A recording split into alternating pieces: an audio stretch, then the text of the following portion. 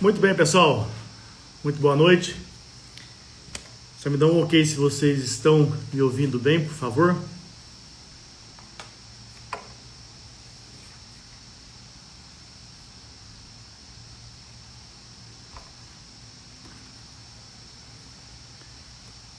Se alguém puder me informar aqui no chat, se está ouvindo, perfeito. Muito bem, pessoal. Então eu sou o professor Leandro Barbeiro. Nós estamos retomando aí um projeto nosso dessas lives. No passado nós fazíamos as lives pelo projeto Boi a Pasto. O projeto Boi a Pasto, ele acabou tendo uma migração. Hoje o projeto Boi a Pasto é o Pastagem na Prática. Então eu vou contar um pouco dessa história para vocês e dizer como que vai funcionar esse nosso novo projeto, o que a gente pretende fazer. A proposta é essa live fica gravada, então as informações que a gente vai trazer aqui, elas ficarão gravadas e nós vamos compartilhar também nas nossas mídias sociais do YouTube. O vídeo fica lá gravado e a gente poder estar respondendo outros questionamentos aí mais no futuro. Então, vou contar um pouco da história aqui e depois a gente segue aí com a parte técnica. Então, como todos sabem, até um passado recente, eu estava como professor da Universidade Federal de Uberlândia, a qual eu me afastei por um tempo. Então, atualmente, não estou mais lecionando na Universidade Federal de Uberlândia. Estou seguindo com alguns outros projetos. Então, contando um pouco da história, eu já tive a oportunidade de lecionar na Universidade Federal do Paraná, depois disso, Universidade Federal de Viçosa e mais recentemente na Universidade Federal de Uberlândia. Mas sempre tinha um sonho e uma vontade de poder estar no campo e contribuindo aí com a agropecuária, não só lecionando e fazendo pesquisa, mas também podendo estreitar essa relação do produtor rural com o meio científico, com a academia. Então, nesse tempo, eu tomei essa decisão em estar seguindo outros projetos e vou falar um pouco mais para vocês sobre esses projetos também. De antemão, agradecer aqui a presença de quem está entrando aqui na nossa live, no nosso bate-papo.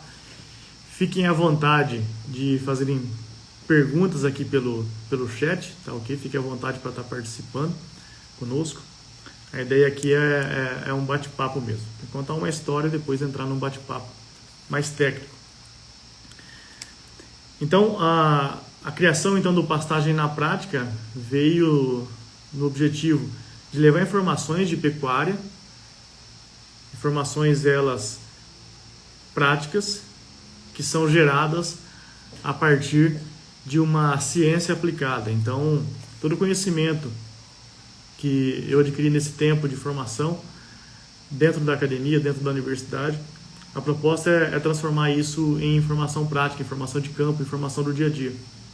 Então, essa é a proposta, tanto das lives que nós vamos fazer aqui, quanto das nossas postagens aí no futuro. Hoje, como eu disse para vocês, não estou atuando mais na universidade, assumi alguns projetos. O primeiro projeto, um projeto de consultoria, que é a Inova Agropec, que é uma empresa que trabalha com gestão de fazendas de pecuária. Nós trabalhamos então com consultoria pecuária, desde a parte da gestão financeira, gestão técnica, gestão operacional, todo esse processo. E também a empresa Pasto Review, que é uma empresa que surgiu de dentro da universidade, com parcerias da iniciativa privada também, parcerias com a Universidade Federal de São Carlos, a Universidade de São Paulo, a Universidade Federal de Uberlândia e também algumas empresas, onde que nós desenvolvemos então uma ferramenta. Nós vamos trabalhar, falar um pouco sobre essa ferramenta aqui nas nossas lives no futuro, mas nós desenvolvemos essa ferramenta, que é uma ferramenta de manejo de pastagem inteligente, no sentido de fazer o manejo de pastagem de forma precisa, então manejo de pastagem de precisão, a baixo custo e de forma rápida, de forma precisa. Então, assumi esse projeto agora também. Então é isso. Hoje a gente já está no campo, a gente já tem fazendas, atendendo fazendas e levando a informação da pastagem na prática. Então, usando aqui o título do nosso canal, né? Usando essas informações na prática.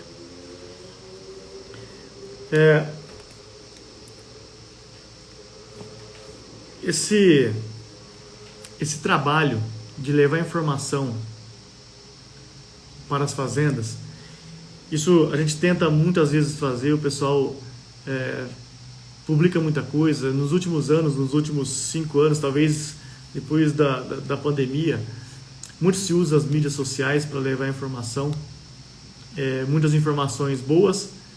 Entretanto, algumas vezes a gente se depara com algumas informações equivocadas. E eu vejo que o principal motivo disso é deixar a ciência de lado, deixar a academia de lado, deixar todo o trabalho que é feito dentro das universidades, que é feito dentro da nossa Embrapa, trabalhos de pesquisa, deixar isso de lado e muitas vezes trabalhar no achismo, trabalhar com percepções simplesmente de campo, que são sim importantes, essas percepções são importantes, mas ela não tem validação técnica.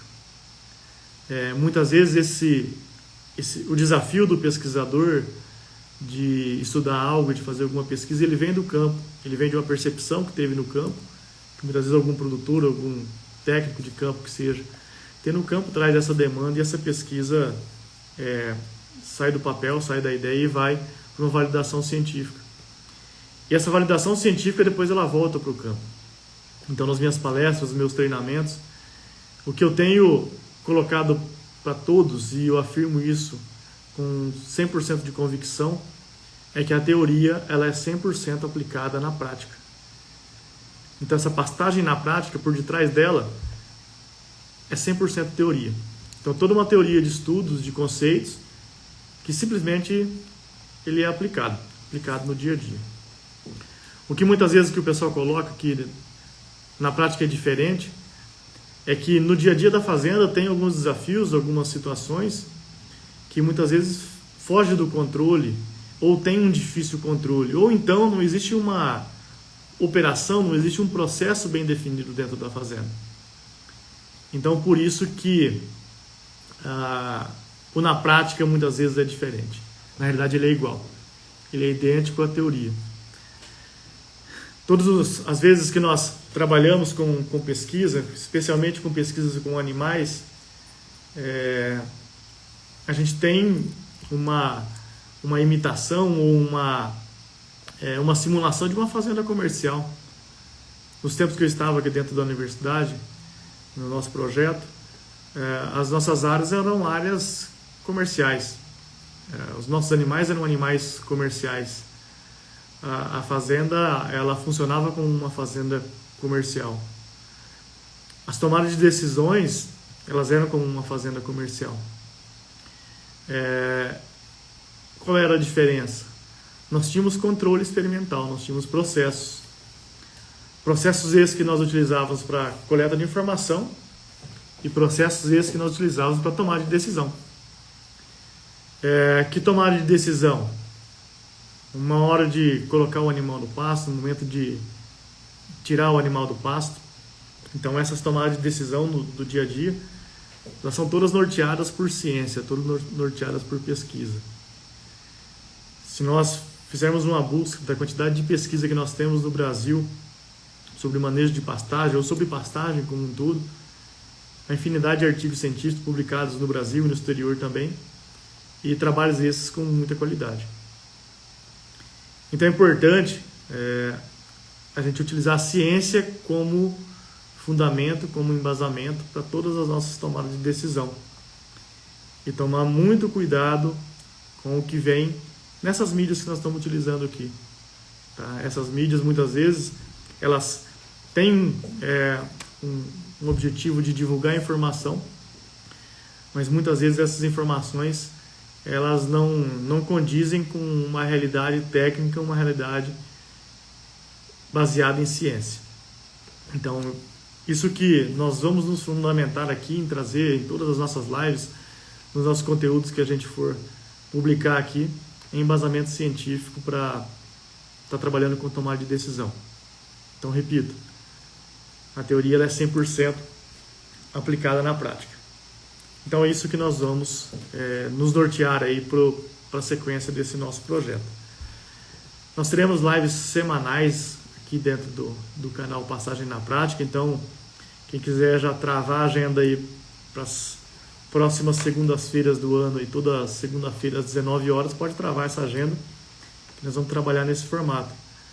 Nesse primeiro momento eu estou fazendo a live sozinho, a transmissão sozinho, né? Mas em outros momentos nós vamos trazer colegas aqui para estar compartilhando experiências, compartilhando resultados, trazer informações importantes aqui para a gente. E vai ser muito variado. É claro que a minha área principal é pastagem, mas a ideia aqui é trazer conhecimento de pecuária como um todo. Então, genética, nutrição, adubação de pastagem, integração lavoura-pecuária, mercado, cooperativismo, associativismo. Então eu já estou com uma lista aqui de mais de 60 nomes para esse ano. A cada segunda-feira a gente está trocando ideia aqui. Então esses conteúdos nós vamos trabalhar neles ao vivo nas segundas-feiras e eles vão ficar gravados no nosso canal no YouTube, que também tem o mesmo nome da nossa página aqui do Instagram, que é Pastagem na Prática. Essas lives então vão acontecer às segundas-feiras, às 19 horas. E nessas lives a ideia é fazer isso de forma bem dinâmica, né? Então, está respondendo sobre questionamentos. Bom, feito essa introdução do que é o nosso projeto, do que é o nosso canal, falei um pouco sobre mim, sobre um pouco da minha carreira. Vamos entrar então no tema do nosso vídeo de hoje, da nossa live de hoje, que são as perspectivas para a produção pecuária a pasto para 2025. O que a gente espera para 2025? Antes de esperar algo, né, eu quero desejar para todos aqui um 2025 muito próspero, muito sucesso, que os objetivos que vocês traçarem aí nas vidas pessoais e profissionais de vocês que sejam atingidos. Mas pensando aqui dentro do nosso contexto, dentro do nosso assunto, vamos acima de tudo utilizar a ciência para tomar de decisão. A ciência é o que norteia a nossa tomada de decisão.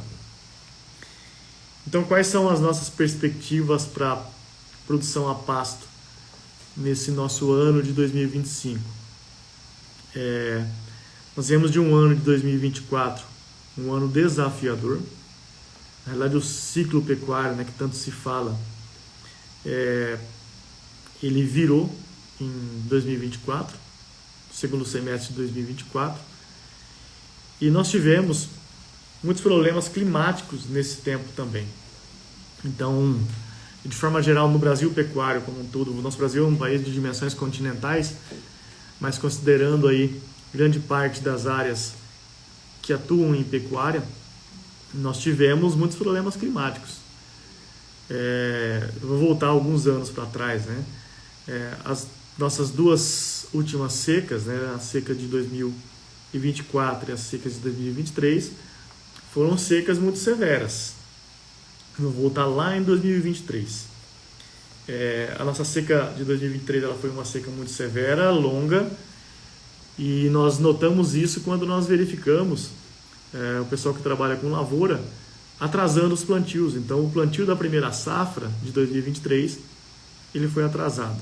De forma geral, em grande parte dos locais aí que a gente roda pelo Brasil. A hora que nós fomos para 2025, isso se repetiu.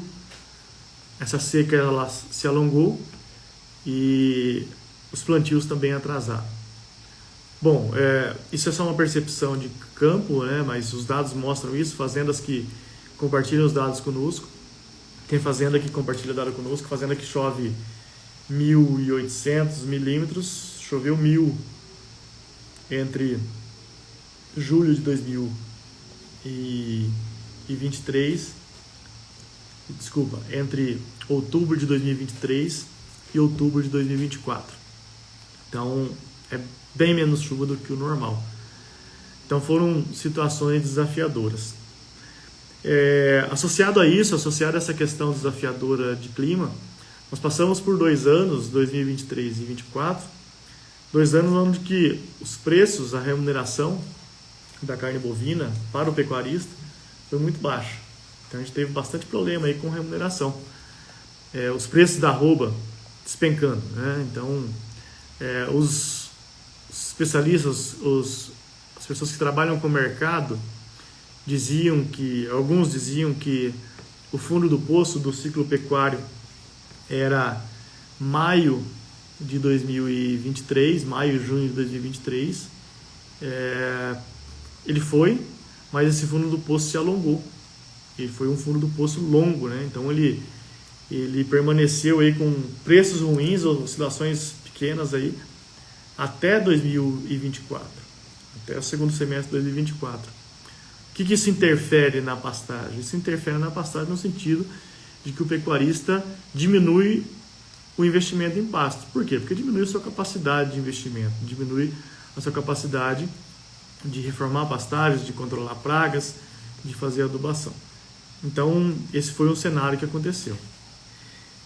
E aí, nós chegamos em um momento onde que o ciclo vira, onde que a curva de preços vai para cima. A remuneração melhora para o pecuarista.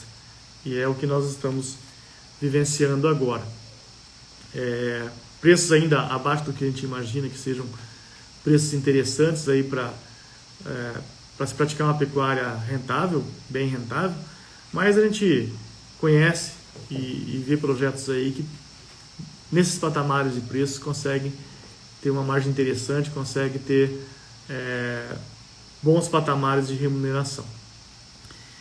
E aí, como o pecuarista não investiu nas suas pastagens em 2 anos, isso que aconteceu com a grande maioria das fazendas de pecuárias do Brasil, nós chegamos em 2025, nós adentramos no janeiro de 2025, com uma infinidade de pessoas reclamando que as pastagens estão morrendo, os pastos estão morrendo. Eu, talvez todo dia, devo receber uma mensagem aqui de ex-alunos, de colegas de profissão, de pecuaristas, dizendo, olha, meu pasto está morrendo. O meu braquiarão, hoje eu recebi de um aqui, o braquiarão está morrendo. Eu falei, mas é só o braquiarão? Não, tá o piatã também, tá zuri. A gente conhece fazendas que praticamente 100% do pasto morreu. Então, eu tenho ido em fazendas, realizar diagnósticos em fazendas. O primeiro diagnóstico é tentar identificar a causa da morte, né? Por que isso está acontecendo. E depois da causa, a gente trazer a solução. Bom, morreu, tá, e agora? O que nós vamos fazer? Qual que é o nosso procedimento? Seja para reforma de pasto, seja para recuperação, se é possível uma recuperação desse pasto. Então a gente tem feito muito esse trabalho. Então um dos desafios para o ano de 2025 em produção pecuária a pasto é justamente a gente ter uma oportunidade de poder estar surfando na crista dessa onda de preços melhores, não preços muito altos, mas preços melhores, porém com uma quantidade de forragem, com um aporte forrageiro dentro da fazenda baixo. A minha oferta de forragem está baixa. E quando nós estamos falando disso hoje, nós estamos falando aqui em janeiro sobre pastagem, nas fazendas que a gente acompanha, a gente já está olhando, não estou olhando janeiro, já estou olhando julho, agosto, quem sabe o outubro, no início das chuvas, né? Porém, se perde a oportunidade de fazer essa produção de arroba barata a pasto agora, por conta das condições que nós estamos encontrando aí nas nossas pastagens. Tá? Então, esse desafio, o desafio de 2025, um dos desafios de 2025 é trabalhar com esses pastos que grande parte deles estão morrendo. Pessoal, se alguém quiser fazer alguma pergunta, aqui embaixo tem um local para você fazer um comentário. É só fazer um comentário que eu estou na tela aqui olhando e a gente pode tá debatendo, trocando alguma ideia sobre algum questionamento de vocês. E quando a gente olha as causas da morte desses pastos, né, do que tem chegado para a gente vê uma série de fatores, Não existe um diagnóstico, somente um diagnóstico, uma causa desse acontecimento. Nós já vimos até alguns vídeos aí, teorias da conspiração, do que está acontecendo. O que está acontecendo é que nós no Brasil, na média, nós não tratamos pastos da forma que tem que ser tratado. Os nossos pastos produzem muito menos do que podem produzir e nós chegamos na condição deles morrerem. Isso é o clímax de uma situação em onde que um pasto morrer é algo que não faz sentido, né? Isso só está acontecendo porque eu não estou dando a esse pasto condições favoráveis dele crescer, dele vegetar. Falar um pouquinho, vamos falar de ciência, de teoria. Tá?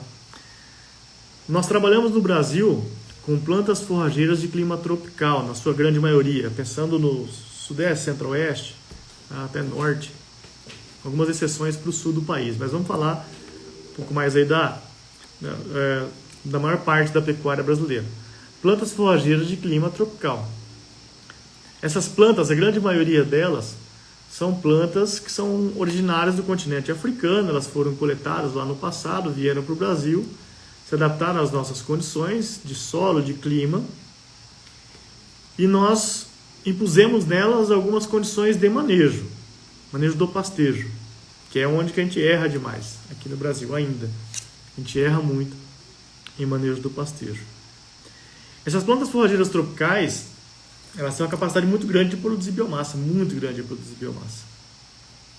Vou dar exemplo para vocês aqui de plantas forrageiras tropicais. Alguns exemplos.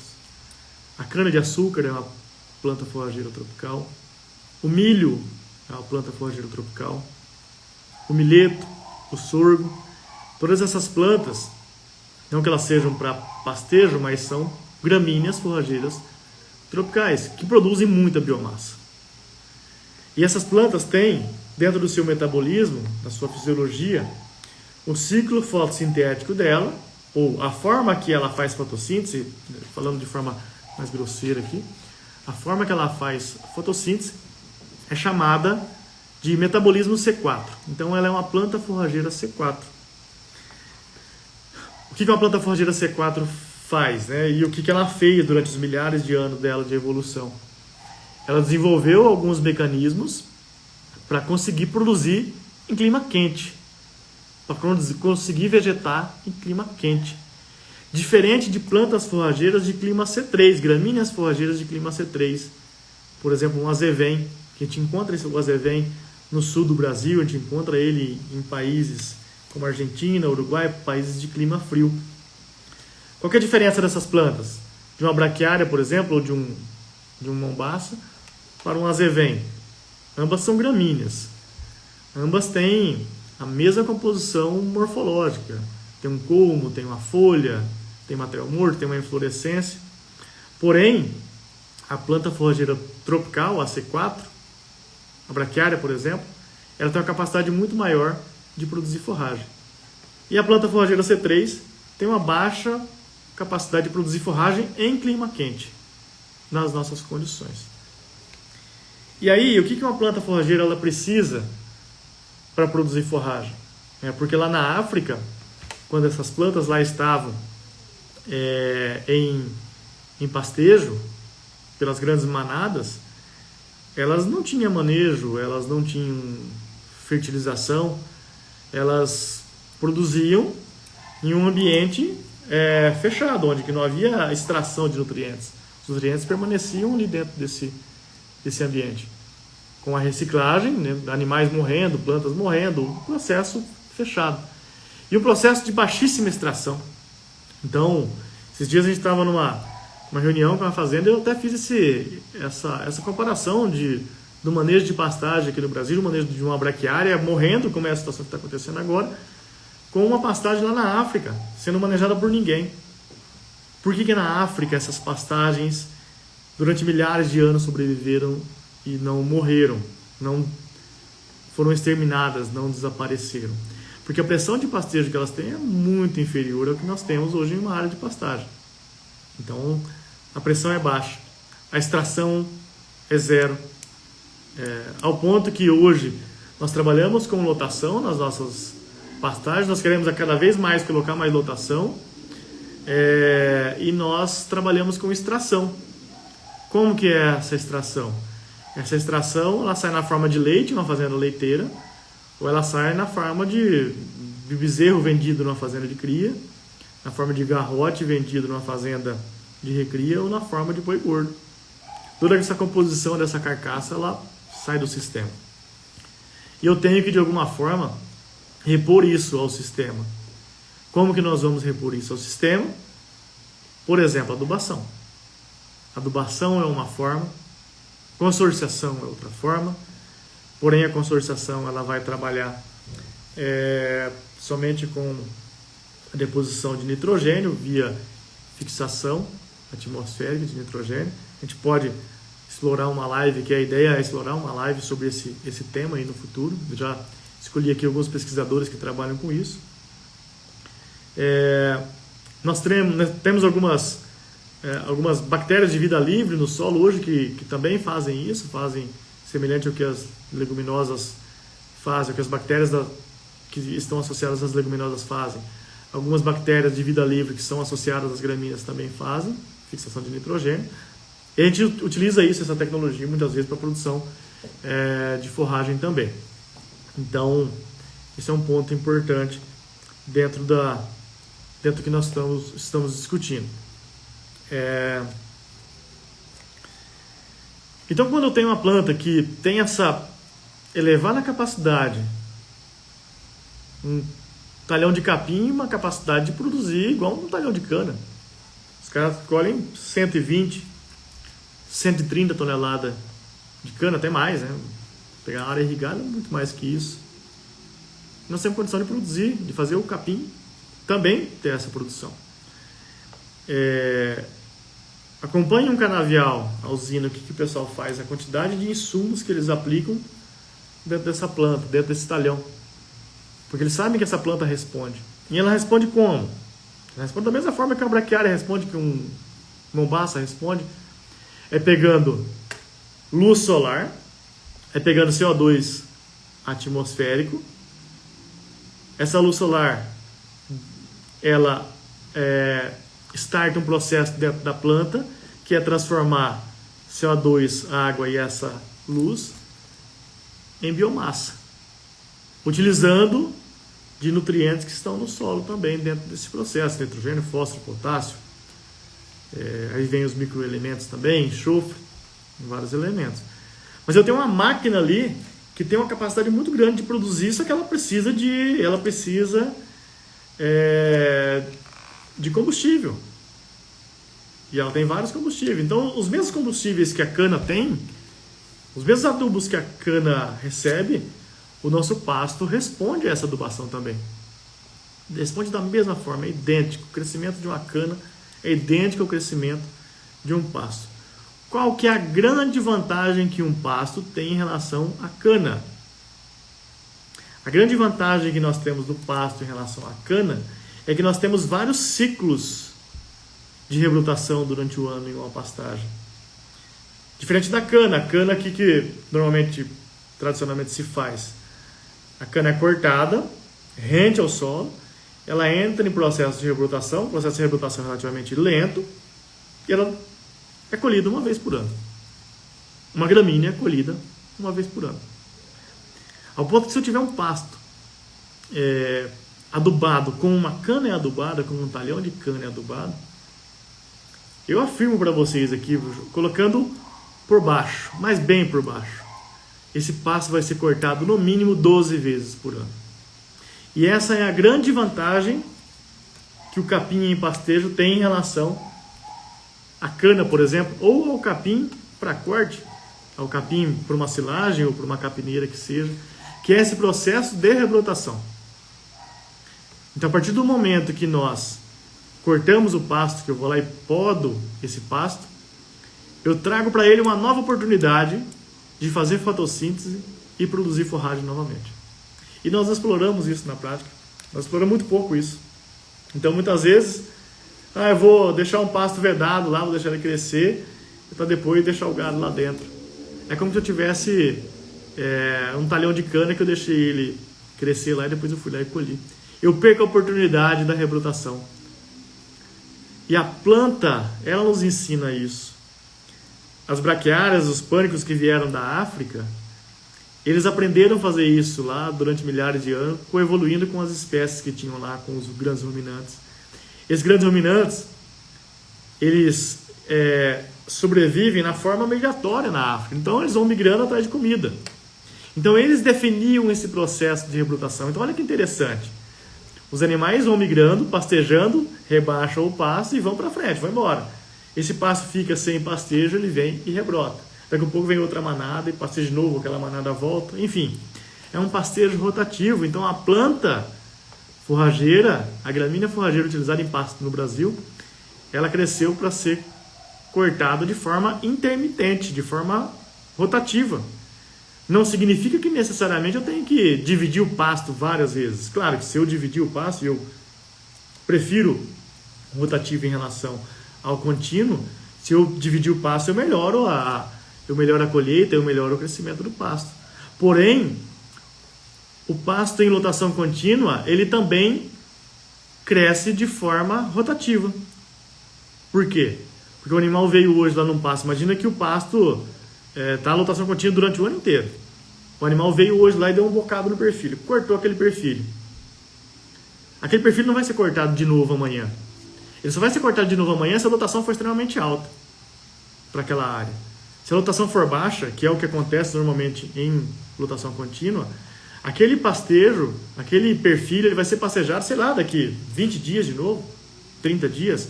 A frequência de desfoliações que uma planta recebe depende da quantidade de animais que tem sobre ela. Então, quando eu tenho um rotacionado, por exemplo, a frequência de desfoliação, quando eu coloco aquele lotão de animal ali dentro, a mesma planta é pastejada, às vezes, várias vezes, em um único dia. Se é uma ocupação de um dia, por exemplo. E olha, a planta aprendeu a fazer isso. Durante milhares de anos ela aprendeu a fazer isso. Então, olha aí a nossa oportunidade para 2025. Entender esse crescimento dessa planta. Poxa, a planta, ela rebrota várias vezes durante o ano. Várias vezes. Especialmente nessa época agora. Então, vamos dar a oportunidade para ela fazer isso. Vamos rodar o gado, vamos trocar esse gado de pasto. Vamos deixar esse pasto. Aproveitar essa condição de rebrotação. Vamos sempre colher forragem de forma eficiente, de forma a colher forragem de melhor valor nutritivo.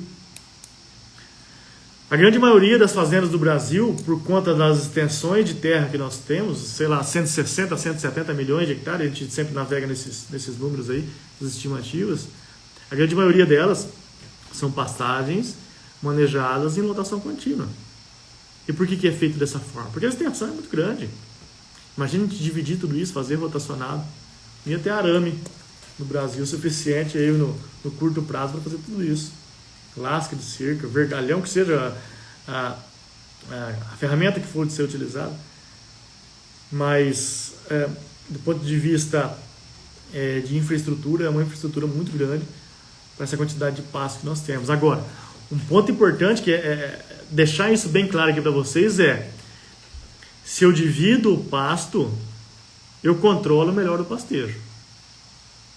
Dividir o pasto, eu vou controlar melhor o pastejo. Porque eu tenho dois indivíduos ali. Eu tenho o perfilho, que é a minha planta forrageira, e eu tenho o animal que vai comer esse perfilho. Eu tenho que manejar os dois. Esses dois indivíduos.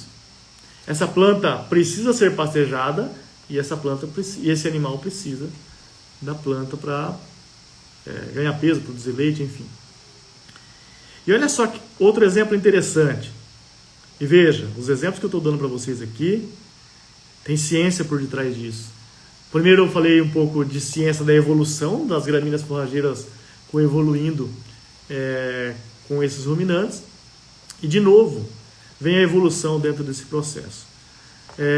Em algumas aulas minhas, eu trazia um tema para os alunos falando sobre processo de degradação de pastagem. E eu trazia um desafio para eles, que era dizer que um pasto, ele vai ser degradado se eu não colocar animal para pastejar. Se eu deixar ele vedado, ele degrada. Eu vou degradar esse pasto. E aí que os alunos falavam, professor, não tem como isso acontecer, porque o pasto não vai ficar com pastejo, ele não tem pressão de pastejo, ele não vai degradar, ele vai aumentar, muito pelo contrário, ele vai melhorar. Sim, se eu fizer isso por uma estação, por 6 meses, por 4 meses, mas se eu vedar um pasto por 10 anos? Se eu pegar um local que eu tenho lá, eu errei o local, ou mudei o local da minha reserva na fazenda, eu vou alocar a reserva num lugar diferente, num local que é pasto, e simplesmente ir lá e passar uma cerca em volta. O que vai acontecer com esse pasto que eu voltar lá daí 10 ou 20 anos que seja? Vocês concordam comigo que a vegetação vai mudar? Ali eu vou ter, no caso do bioma cerrado, eu vou ter a incidência de plantas de cerrado. Essas plantas, no primeiro momento, elas vão ter dificuldade, mas depois elas vão crescer e elas vão fazer o quê? Elas vão fazer sombra aqui nesse cara aqui, ó, esse perfil, e ela vai matar esse perfil, certo? Então, eu degrado o pasto sim, sem o pastejo. Então, eu preciso de pastejo, eu preciso do animal em cima, eu preciso do animal consumindo pasto. Então, isso é uma notícia boa, né? Então, eu preciso de cortar. Essas plantas foram adaptadas a serem cortadas. Elas foram adaptadas a terem pastejo. Se não pastejar, elas morrem. Então, se a gente conseguir entender isso, entender que eu preciso colocar o gado para cortar o pasto, eu preciso de renovar a folha, já são dicas de manejo que a gente está conversando agora, que eu já começo a trazer aqui para vocês. Olha, eu preciso de rodar o gado, eu preciso de colocar um animal para pastejar. Então, oportunidade aí para 2025. Explorem o pastejo, explorem a sua planta forrageira, explorem a capacidade de rebrotação.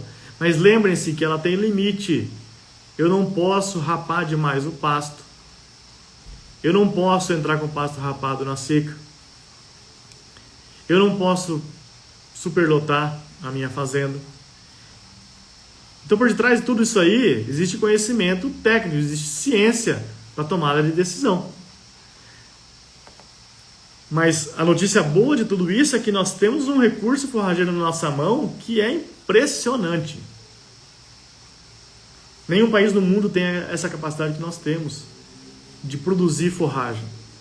Por conta das nossas condições climáticas, não por conta das nossas plantas, que elas nem são nossas. Elas não são daqui, elas são plantas exóticas, vindas da África. Mas por conta das nossas condições climáticas. A hora que eu aliar essa capacidade genética dessa planta, deu até um joinha aqui, ó. A hora que eu aliar essa capacidade genética dessa planta em produzir forragem de forma eficiente, e eu conseguir manejar isso de forma eficiente, a pecuária ela começa a mudar a conversa aqui. A pecuária brasileira ela é uma pecuária a pasto. Claro, tem muito confinamento, e é muito importante o confinamento aqui no Brasil, ele é estratégico para o pasto, mas 100% dos nossos animais eles vão a pasto, animais de corte pelo menos. Sempre, em algum momento da vida dele, ele passa pelo pasto. Então, da importância de nós tratarmos bem aí desse nosso recurso, que é o nosso recurso forrageiro. Então, dicas aqui para 2025, nas nossas perspectivas e oportunidades. Já que nós estamos em um ciclo de alta, o ciclo inverteu, o ciclo virou, o pecuarista está sendo um pouco mais bem remunerado, isso é fato. Não estou aqui trazendo mérito se isso é o ideal, eu até digo que não, pelos projetos que a gente acompanha, mas melhorou essa capacidade de investimento dos pecuaristas. Então esse é o momento de investir em pasto, esse é o momento de investir em pastagem. Por quê? Porque o ciclo pecuário vai virar de novo, ele vai virar para baixo, vai chegar uma hora que ele vai virar. E não seria legal a hora que ele virar para baixo, a gente ter bastante comida, pasto muito bem formado, e em especial perfil de solo construído, estoque de condições favoráveis de crescimento dentro da minha fazenda? Repetir, estoque de condições favoráveis de crescimento. Porque eu falei para vocês agora há pouco, a planta precisa de algumas coisas para crescer. Ela precisa de água, precisa de CO2, precisa de luz e precisa de nutrientes. Construir perfil do solo, construir matéria orgânica do solo é agora é a hora. Agora é a hora de construir matéria orgânica no solo. E por que nós vamos fazer isso? Eu vou melhorar esse solo, porque se tá cara a reposição eu não vou conseguir repor, eu vou trabalhar mais folgado, eu vou trabalhar com menos gado dentro da fazenda, vou construir matéria orgânica para estocar de alguma forma nutriente nesse solo. Não só estocar nutriente no solo, proteger esse nutriente do solo. Se eu falo em produzir matéria orgânica, fazer matéria orgânica, eu estou de alguma forma protegendo esse nutriente do meu solo, especialmente nitrogênio e potássio, para não lixiviarem. Então é o momento de nós protegermos esse solo. Fazer as devidas reformas de pastagem, quando for o caso, as recuperações de pastagem, mas acima de tudo, usar ciência na tomada de decisão.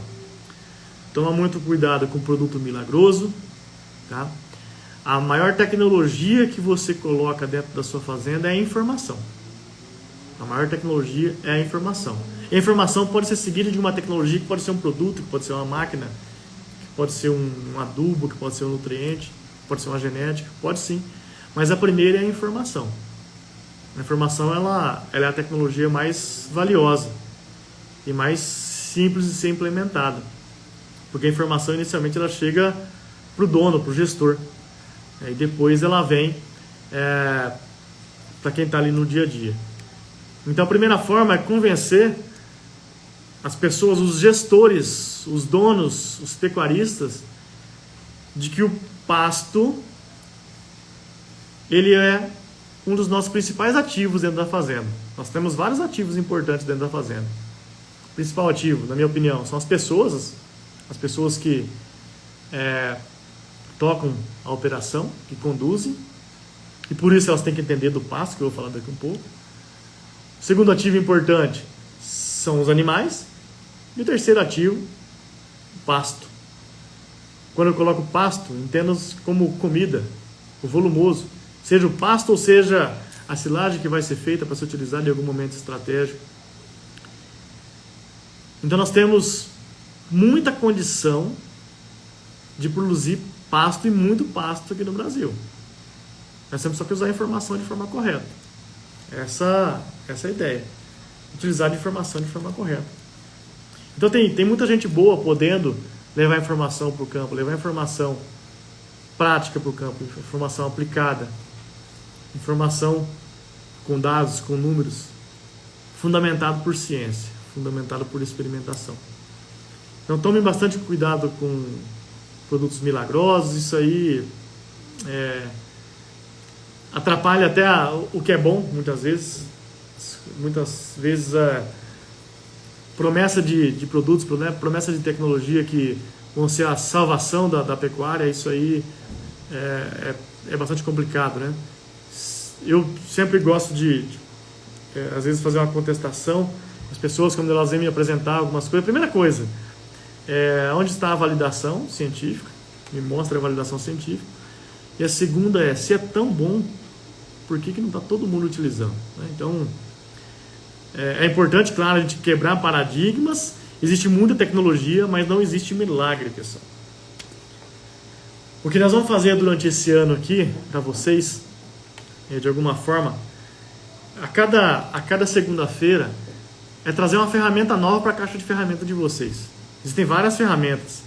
Vão ter ferramentas que eu vou falar aqui para vocês que não vai servir para a fazenda de vocês. Ela não vai caber na caixa de ferramentas de vocês. Mas vão ter ferramentas que elas vão poder ser utilizadas. Vocês vão poder aplicar isso no dia a dia da fazenda de vocês.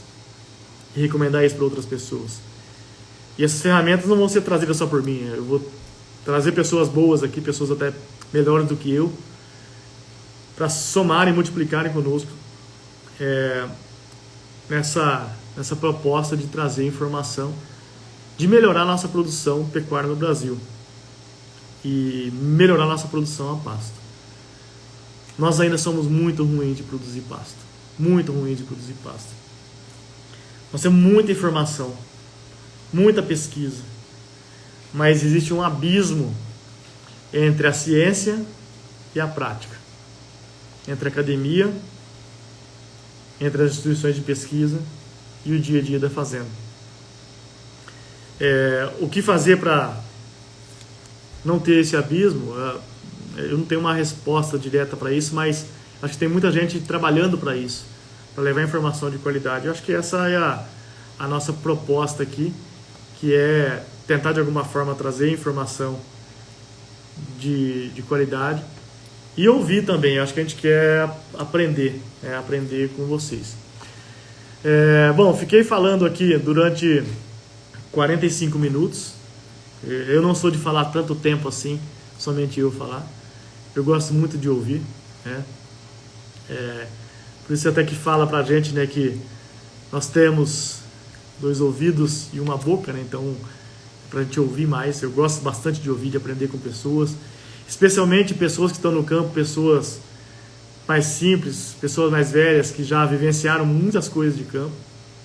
Por mais que a gente tenha uma formação científica, uma formação acadêmica e prática também, que eu venho do campo, a minha família é toda do campo, meus pais, minha família é produtora também, eu gosto de ouvir muito essas pessoas.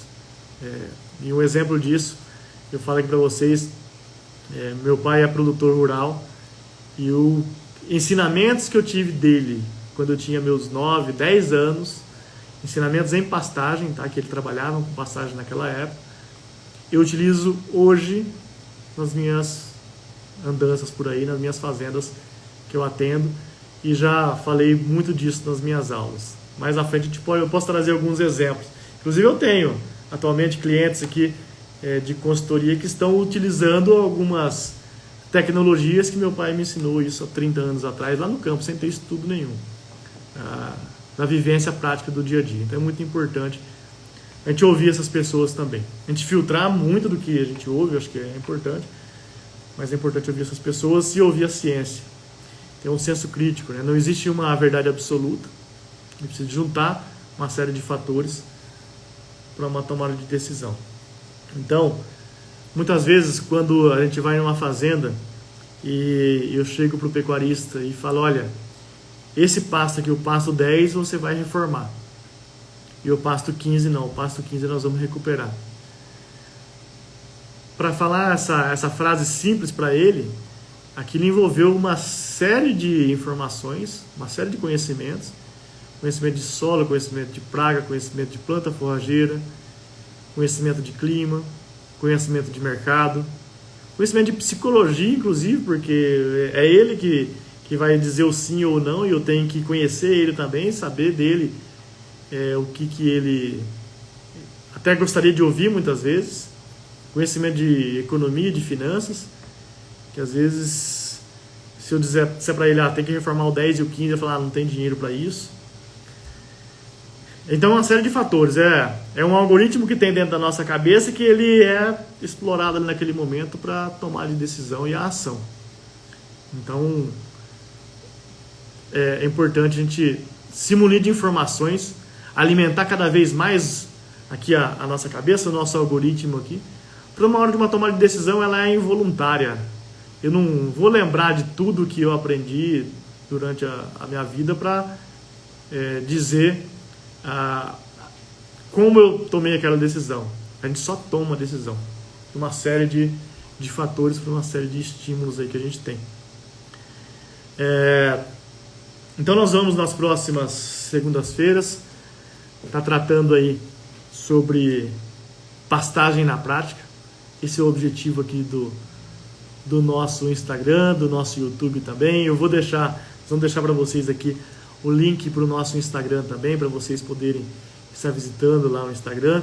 Lá no nosso Instagram a gente tem os vídeos antigos da época do Projeto Boi a Pasto. Eu optei por manter porque tem vários colegas lá que compartilharam conhecimento. A gente tem algumas lives bacanas lá, conteúdo legal aí.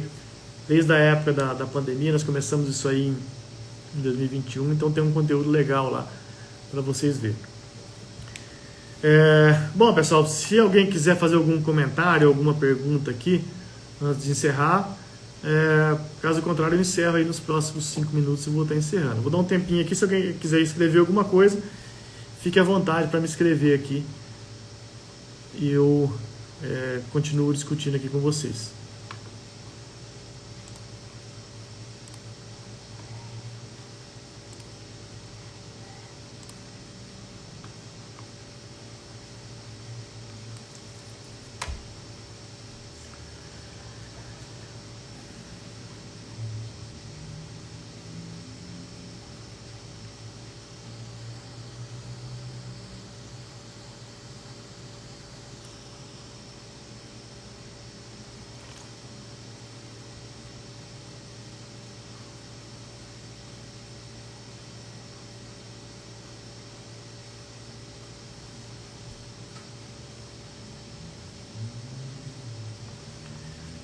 Vi aqui um comentário e uma pergunta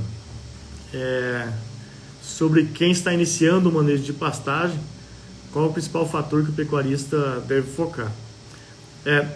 Eu vejo que o principal fator é o objetivo, né? Quando vai trabalhar com manejo de pastagem, qual que é o meu objetivo? Dentro da fazenda, o que é o meu objetivo? Meu objetivo, primeiro, estou produzindo gado de corte, estou produzindo gado de leite, eu vou trabalhar com alta lotação, já tem que saber que se eu vou trabalhar com alta lotação, eu vou ter que fazer o emprego de técnicas aprimoradas de manejo e adubação pesada, se estiver trabalhando com alta lotação. Então, a primeira ação para começar a manejar a pasta é entender o objetivo. O que eu quero fazer? O que eu quero com isso aqui? Eu quero melhorar a minha lotação de meia UA para 1 UA. Opa, aí a gente já começa a saber o que a gente vai fazer. Aí eu não tenho pasto, eu quero estabelecer um pasto novo para fazer recria de gado de corte. A gente já tem um norte para começar nisso aí. Então, a primeira informação que a gente precisa é o objetivo. O que eu quero da fazenda ou daquela área. Isso é por aí que a gente começa. É bem amplo, né? Isso é bem amplo, bem complexo. Mas a primeira coisa é o objetivo. Muitas vezes a gente identifica pessoas que vem nos procurar para dar algumas dicas de manejo e não tem o objetivo, não sabe o que quer, não sabe o que é o seu ponto A e para onde que eu vou, qual que é o meu ponto B, onde que eu quero chegar. Então nós temos que definir os nossos objetivos e metas. Então essa seria a primeira iniciativa aí.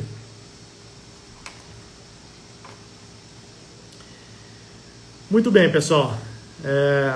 Não delongando mais, nós vamos encerrar essa nossa primeira live aí de boas-vindas a essa retomada do projeto, agora com o nome Pastagem na Prática. Agradecer quem esteve conosco aqui, quem passou esse tempo aqui com a gente. Hoje a ideia foi mais introdutória mesmo para vocês. E nas próximas semanas a gente vai estar trazendo assuntos mais específicos. Quem quiser interagir conosco aí nas nossas mídias sociais, tanto no Pastagem na Prática quanto no YouTube, pode compartilhar conosco. Eu mesmo respondo todas as mensagens, tá? A gente tem toda uma equipe que trabalha conosco, mas eu respondo todas essas mensagens.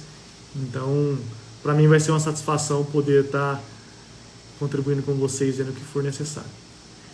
Tá certo? Um grande abraço a todos, um ótimo 2025, muito sucesso, muita paz.